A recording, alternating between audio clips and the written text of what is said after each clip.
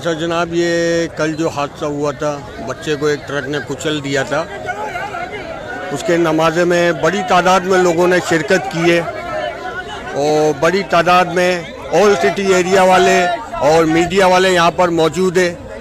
जैसा कि दमकल ने कुचल के उस बच्चे को शहीद कर दिया था, ये आप देख सकते हैं। और अच्छा एक बात आपको बताता चलूँ कि उस पर 2 FIR की गई ना।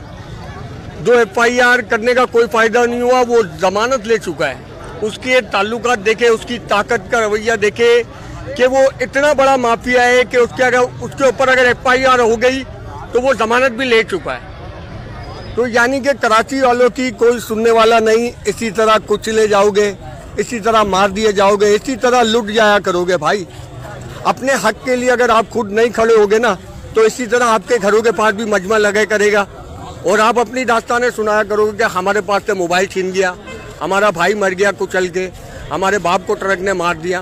तो भाई इसके लिए आप सबको एक होना पड़ेगा। जब एक पेज पे आप आओगे ना, तब जाके ये संभलेंगे और जब जाके ये इंसान के बच्चे बनेंगे, वरना ये आपको इसी तरह कराची के अंदर ढूंढते रहेंगे। ये एक जनाजा नहीं है, ऐसे कितने ही जनाजे कराची से उठाए गए हैं सिर्फ ट्रक माफिया के चक्कर में। ना जाने कौन सी धुत में ट्रक चलाते, नशा करके चलाते, या ट्रक के अंदर ब्रेक नहीं होता कि कराची के अंदर कहीं भी किसी को भी कुचल देते, कोई पूछने वाला नहीं है। ये पूरी मीडिया आई हुई है, होल सिटी एरिया के तमाम लोग यहाँ पर ताजियत के लिए आए हुए। जो शाहजेब लड़का 18 साल का, यार उसकी उम्र ही क्या थी, अभी 3 महीने हुए उसकी शादी को, मगर देखे यार क्या हादसा हो गया।